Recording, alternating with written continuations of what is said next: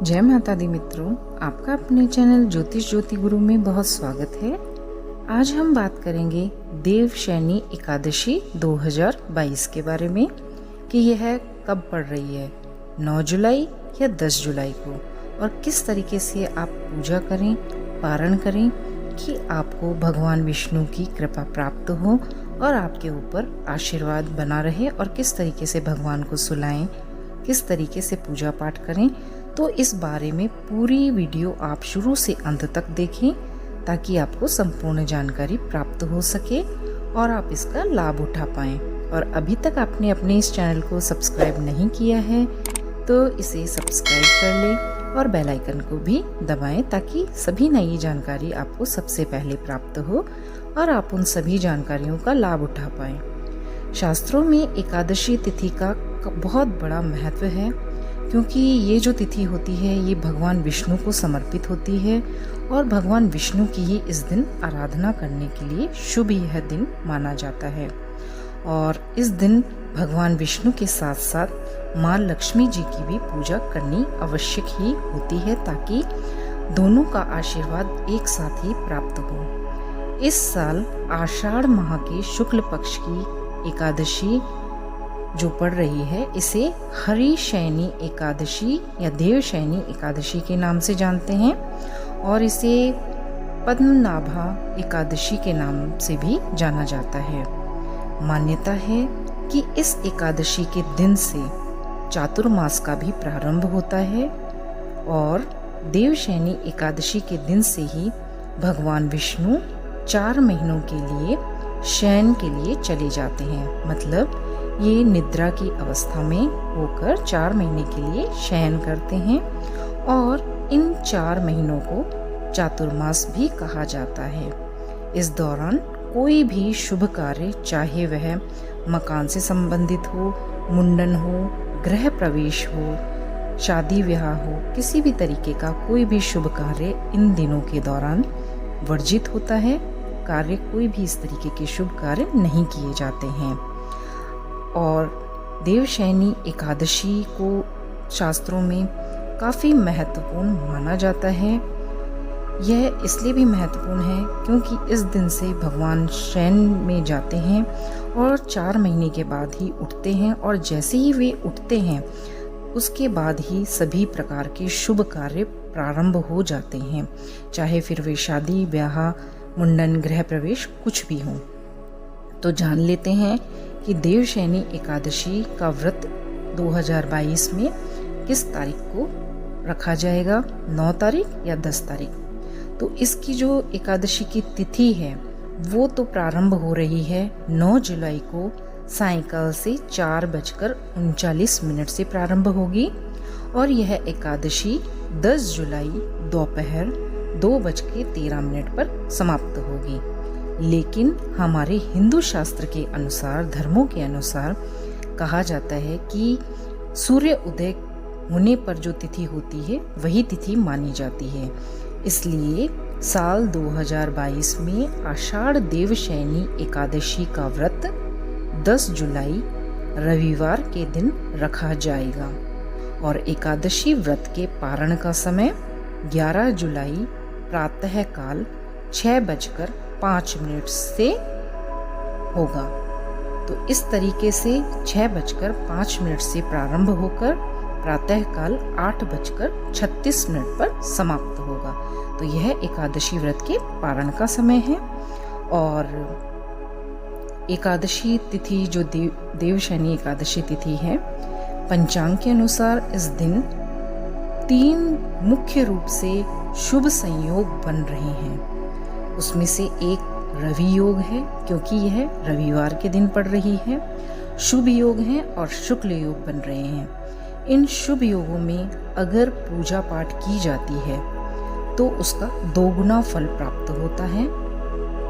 एकादशी के दिन आप सुबह जल्दी उठ जाएं, सुबह जल्दी उठकर अपने सारे कार्यों से निवृत्त हो, स्नान आदि करके बाद में आप व्रत का संकल्प लें।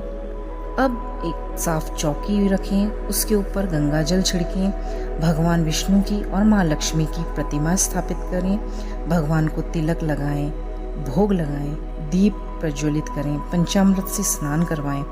तुलसी का पत्ता भगवान को विशेष रूप से अर्पित इस दिन करना चाहिए और फिर पूरे दिन भर उपवास रख के शाम के समय एक बार फिर से भगवान की पूजा आरती करके व्रत की कथा सुने। अंत में भगवान को शयन करवाएं। इस तरीके से भगवान को एकादशी, शयनी एकादशी के दिन सुलाया जाता है। और इस व्रत का पारण आपको 11 तारीख को किस तरीके से करना है यह भी आपको बताते हैं कि आपको एकादशी व्रत का पारण द्वादशी तिथि समाप्त होने से पहले ही करना शुभ होता है। यदि द्वादशी तिथि सूर्योदय से पहले ही समाप्त हो जाती है तो इस स्थिति में सूर्योदय के बाद ही पारण किया जाता है। एकादशी व्रत का पारण हरिवासर के दौरान भी नहीं करना चाहिए। शास्त्रों के अनुसार जो भी व्रत को धारण करता है, जो भी व्रत रखता है एकादशी का, उसे व्रत का पारण हरिवासर की अवधि समाप्त होने के बाद ही करना चाहिए। यह जो अवधि होती है यह वर्जित होती है पारण करने के लिए। तो इस साल देवशयनी एकादशी व्रत के पारण का समय 11 जुलाई को प्रातःकाल 6 बजे से लेके और 8:30 बजे तक का है। तो इसके दौरान ही आप व्रत का पारण कर लें और इसी तरीके से आप व्रत को समाप्त करें। देवशयनी एकादशी के दिन आप कुछ ऐसे उपाय भी कर सकते हैं जिससे कि आपको भगवान विष्णु की और माँ लक्ष्मी की कृपा प्राप्त हो। तो इसके लिए आपको भगवान विष्णु की कृपा पाने के लिए दक्षिणावर्ती शंख भी इस दिन आप इसमें जल डालें या हो सके तो गंगा जल डालें। गंगा जल भरकर भगवान विष्णु का अभिषेक करना चाहिए, पंचामृत से स्नान करना चाहिए। तो उससे कई गुना फल आपको प्राप्त होता है, क्योंकि इस दिन 2 गुना फलों की प्राप्ति होती है। तो आप इस तरीके से भगवान विष्णु का अभिषेक करना बिल्कुल भी ना भूलें। एकादशी के दिन आप मंदिर में जाएं, किसी भी विष्णु मंदिर में जाएं, वहाँ पर कुछ दान भी ज़रूरतमंदों को कर सकते हैं या वहाँ जो पंडित जी होते हैं उनको आप दे सकते हैं। जैसे गेहूँ है, चावल है और वस्त्र हैं या रुपए के रूप में कुछ दक्षिणा है, तो आप इस तरीके से वहाँ पर दान भी कर सकते हैं। इस दिन भगवान विष्णु योग निद्रा में चले जाते हैं, वे शयन में चले जाते हैं। तो इसलिए इस दिन भगवान विष्णु की प्रतिमा को पीतांबरी वस्त्रों से, पीले रंग के चमकीले वस्त्रों से सजाकर सफेद वस्त्र से सजे तकिए और बिस्तर पर उनको शयन करवाया जाता है। पूर्ण रूप से उनको पंखा जला जाता है, मोर पंख से उनको हवा की जाती है, इस तरीके से उनको शयन करवाया जाता है। भगवान विष्णु जी के साथ माँ लक्ष्मी जी को भी उनके साथ पूजा की जाती है। उनकी पूजा करने से जो जीवन में आर्थिक परेशानियां आ रही हैं वे दूर हो जाती हैं। तो भगवान विष्णु के साथ माँ लक्ष्मी की पूजा करने का भी विशेष महत्व इस दिन बताया गया है। एकादशी को शाम को आपको तुलसी का पौधा तो हर घर में होता ही है, तुलसी के पौधे के सामने गाय के शुद्ध घी का दीपक जलाना चाहिए और तुलसी की भी परिक्रमा करनी चाहिए।